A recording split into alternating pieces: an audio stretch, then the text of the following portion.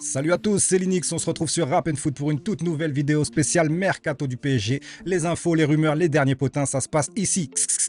Nous sommes le dimanche 27 juillet et les choses vont enfin commencer au Paris Saint-Germain. Je vous l'annonce tout de suite, les officialisations vont arriver dès la semaine prochaine. Rappelons que la reprise de l'entraînement ne sera pas le 4 août, mais bien le mercredi 6 août pour tous nos joueurs. On apprend récemment que le cas Donnarumma, vous le savez, notre goal, champion d'Europe en titre, n'est toujours pas réglé. Et si vous voulez mon avis, ce n'est pas une question financière. Je pense que tout simplement, Luis Enrique a envie de changer de goal. Il aurait contacté de lui-même Lucas Chevalier pour lui faire part de son ambition pour les prochaines saisons. Et on va pas se mentir, une prolongation d'un gardien de but, pour moi, ne prend pas autant de temps. Si Donnarumma devait prolonger, il l'aurait déjà fait, je pense. Apparemment, le X serait salarial. Mais on va pas se mentir, si vous demandez à votre patron de vous doubler votre salaire dès demain, je pense pas qu'il puisse y répondre favorablement. Beaucoup se basent sur la dernière image qu'on a pu avoir de Donnarumma, mais j'ai envie de dire, il a tout simplement fait son travail. Le pourquoi il a été payé si gracieusement jusqu'à présent, on lui a tout simplement demandé de faire son job. Je vois pas où est le problème. Tu peux pas revaloriser chaque élément chaque année. C'est pas possible. Et on le sait, il y a une hiérarchie dans le foot en fait. Si tu voulais vraiment faire des sous, c'est attaquant qu'il fallait faire.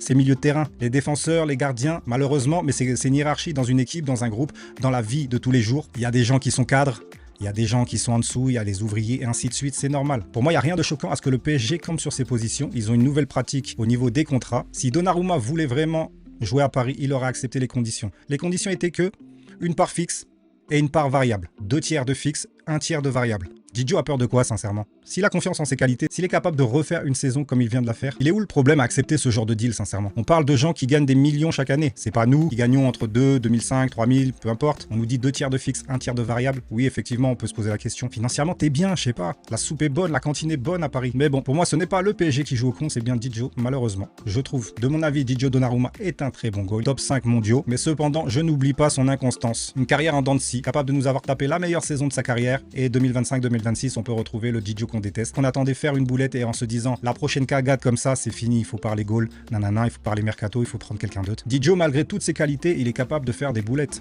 Didio, malgré toutes ses qualités et son envergure, il est capable de se prendre des buts sous le coude. Donc pour tous ceux qui me suivent depuis que la chaîne existe, soit 3-4 mois, j'ai toujours dit qu'à un moment donné, il faudrait s'asseoir et parler du cas Donnarumma. J'ai vraiment du mal à me dire qu'il peut reproduire ce qu'il nous a produit sur cette demi-saison. La saison n'a pas été pleine pour Didio. Je suis désolé pour ceux partisans de le garder et de le prolonger. La vérité est factuellement, c'est que Didio ne nous fournit pas 2 saisons consécutives à haut niveau, à très haut niveau, j'ai envie de dire. Donc voilà, est-ce que ça serait pas le moment, comme j'avais dit, même pour Fabien Ruiz, je l'avais dit, est-ce que ça serait pas le moment de nous dire au revoir en très bons termes à l'issue d'une saison quasi parfaite? Et la personne qu'on vise, Lucas Chevalier. On piste Lucas Chevalier, qui pour moi est le futur numéro 1 de l'équipe de France. On va pas se mentir, Marc Maignan est en déclin. Reste toujours un bon goal, certes. Il a un statut cadre, mais après cette Coupe du Monde, je pense que déjà Didier Deschamps va switcher et que si c'est Zinedine Zidane, les choses vont changer. Il va vouloir rajeunir ce groupe de l'équipe de France. Donc pourquoi pas aller chercher le futur numéro 1 de l'équipe de France en la personne de Lucas Chevalier. Très bon goal. C'est pas pour rien qu'il a été élu meilleur gardien de Ligue 1. Je vous rappelle que Donnarumma fait partie de la Ligue 1. Et pourtant, ce n'est pas lui qui a été élu. Donc voilà, ça en dit gros quand même.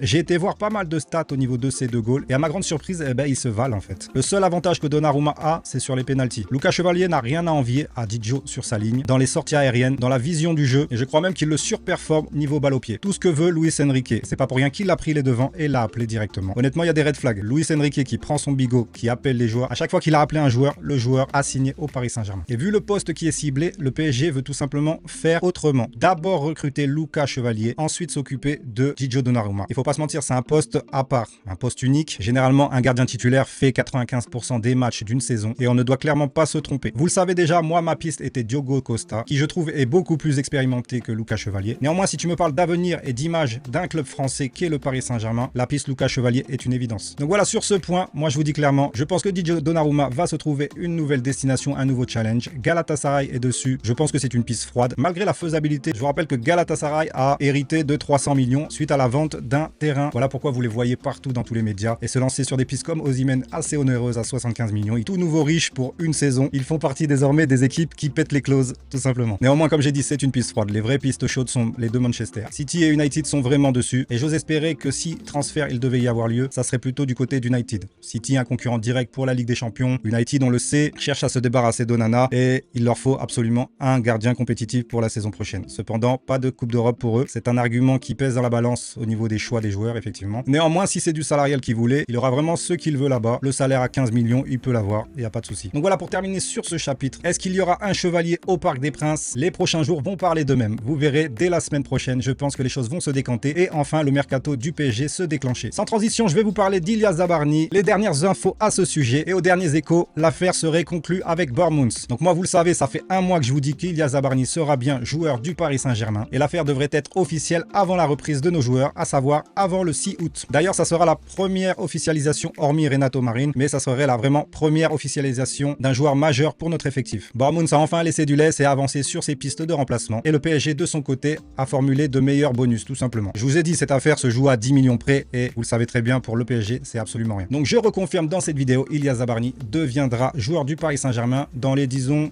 2 prochaines semaines. Concernant les départs, Milan Skriniar au Fenerbahçe deviendra officiel très prochainement. Accord conclu à 12 millions plus bonus. Le joueur a su négocier le salaire qu'il voulait, soit 9 millions net par an. J'ai envie de souligner le professionnalisme du joueur qui s'est rendu quand même au campus pour la reprise de l'entraînement. Il a toujours été professionnel, sans vague. Sincèrement, très bon joueur. C'est bien dommage qu'il n'ait pas pu performer plus que ça parce que je l'aurais bien gardé dans la rotation, mais plutôt pour un niveau national, pour la Ligue 1, voire la Coupe de France. Mais depuis, on est devenu champion d'Europe. Il va falloir rivaliser à des crans beaucoup plus haut dans la stratosphère. Marco Asensio devrait suivre la cadence également au Fenerbahçe et pour sa part, il est toujours en pourparlers au niveau salarial. L'accord entre les deux clubs est déjà ficelé depuis, donc c'est au joueur que reviendra la décision finale. Affaire à suivre. Et pour conclure cette vidéo, on va vous parler de Alexander Isak. Vous le savez, le PSG a bien été cité dans les potentiels clubs qui puissent l'accueillir dès cet été. Isak a formulé à son club actuel Newcastle une envie de partir et de voir de nouveaux challenges. Et si on résout l'équation assez vite, on se rend compte que 2 voire 3 clubs maximum peuvent vraiment se pencher sur ce dossier. Et pour ma part, il n'y a absolument que 2 clubs. Le troisième étant un club saoudien, mais ils se sont retirés du dossier. Donc voilà, pour ma part, il n'y a que nous, Paris Saint-Germain et Liverpool, qui est capable de lui offrir la compétitivité que tout joueur recherche, le salaire adéquat, les infrastructures, ainsi que la garantie de pouvoir faire plier son propre club Newcastle au niveau financier. Vous savez déjà, un joueur comme Isak s'évalue à 120 millions sans compter les bonus. Et clairement, objectivement, pour moi-même, il n'y a que le Paris Saint-Germain qui puisse s'aligner sur ce genre de prestations. Liverpool vient de faire un équitiqué à 90 s'il vous plaît. Merci pour tout, on en récupère 15 millions. Et je dis qu'il n'y a que nous parce qu'en fait, on n'a réellement pas besoin de vendre des joueurs pour faire cette opération, contrairement à Liverpool qui se doit de faire partir Luis Diaz en pourparlers avec le Bayern de Munich. Mais sans cette opération, ils ne pourront vraiment pas s'aligner sur les demandes de Newcastle. Faut dire aussi que Newcastle, s'il le pouvait, éviterait de le vendre bien sûr à un club anglais, à un club rival. Et de manière générale, un club préférera toujours vendre à l'étranger pour ne pas renforcer un concurrent direct pour le titre ou les places qualificatives en Ligue des Champions. Donc vous le savez, le Paris Saint-Germain piste aussi un 9 en cas de départ de Kolo Muani, voire Ramos. Mais c'est vrai que l'arrivée d'un Isak dans notre effectif pousserait tout simplement Ramos qui n'était pas prévu de partir. Kolo Muani, on sait qu'il va partir, qu'il va se trouver une destination. D'ailleurs, il faudrait arrêter de dealer avec les clubs italiens. Ils n'ont absolument aucune thune. Allons voir du côté de l'Angleterre, ne serait-ce que pour le joueur, c'est beaucoup plus intéressant, sincèrement. La Juve qui veulent un prêt de nouveau de 10 millions, plus une option qui n'est pas obligatoire, qui serait déclenchée si qualification en Ligue des Champions. Il y a trop de si en fait. Il faut arrêter de pourparler avec eux. Même pour Ramos qui a une touche au Milan AC. Le Milan AC, on sait qu'il recherche un 9. Mais si vous n'avez pas les sous, arrêtez de nous faire perdre notre temps. On a déjà des choses à régler. Et Campos, arrête de t'embêter avec des clubs qui n'ont pas la manne financière, tout simplement. Les clubs anglais, même Sunderland, même ceux qui viennent de monter de Championship, ont plus de capacité financière que les top clubs en Italie. Vous vous rendez compte? Hormis Naples, qui a vraiment renfloué les classes ces derniers temps, les autres, laissez tomber. C'est pas possible. Vraiment arrêter de dealer avec la Serie A. Au pire, leur acheter des joueurs, mais arrêtez de leur vendre ou de leur prêter. Donc je reviens à mon grand Suédois. Et tout ça pour vous dire que ça serait la piste parfaite. Je dis bien parfaite pour notre attaque. Isak, je vous le dis, hein, c'est titulaire dans l'équipe. On dit il n'y a pas de titulaire ou quoi que ce soit. Isak, c'est titulaire. Je remets Dembélé à droite et Vishac Kvaratskhelia à gauche. Kvaratskhelia, Isak, Dembélé. Si c'est l'attaque l'année prochaine, je vous dis direct, c'est dégâts. Comme dit Naza, c'est dégâts. Doué, on peut le repositionner en 10. Barcola dans la rotation toujours. Mais on aurait vraiment cette équipe pour représenter et défendre notre titre. Après, on le sait, c'est cher, hein, 120 millions. Mais est-ce qu'on ne ferait pas justement que 3 recrues pour être qualitatif à la place de quantitatif? Tout ce que je sais, c'est à la semaine prochaine. C'était Linux sur Rap & Foot. Ciao, ciao, ciao.